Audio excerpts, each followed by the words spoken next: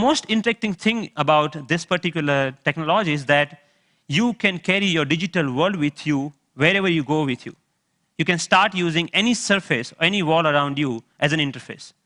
The camera is actually tracking all your gestures. Whatever you are doing with your hands, it's understanding that gesture.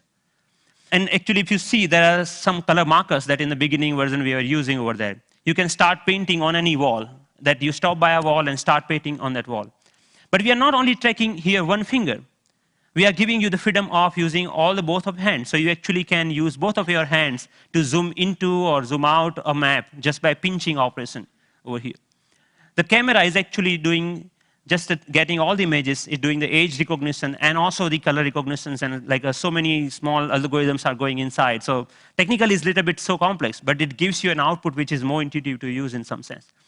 But I'm more excited that you can actually take it outside.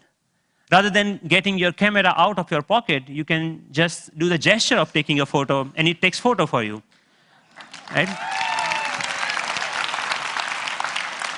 Thank you. And later, I can find a wall, anywhere a wall, and start browsing these photos. Or maybe, OK, I want to modify this photo a little bit and send it as an email to a friend. So we are looking for an era where computing will actually merge with the physical world.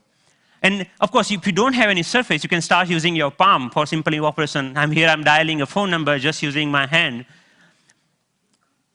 Yep.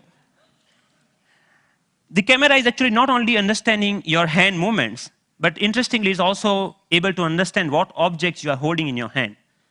What we are doing here is actually, for example, in this case, the book cover is matched with so many thousands or maybe millions of books online, and checking out which book it is. Once it has that information, it finds out more reviews about that, or maybe New York Times had a sound overview on that, so you can actually hear on a physical book as a review of a sound. Gave a famous talk at Harvard University.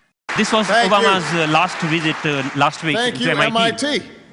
And in particular, I want to thank two outstanding MIT So professors. I was seeing the live of his talk outside in just a newspaper. Your newspaper will show you live of your weather information rather than having updated you have to check your computer in order to do that, right?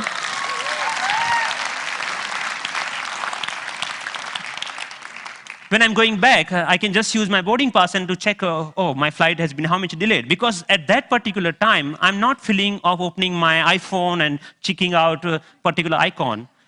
And I think this technology will not only change the way, yes, it will change the way we interact with people also, not only the physical world.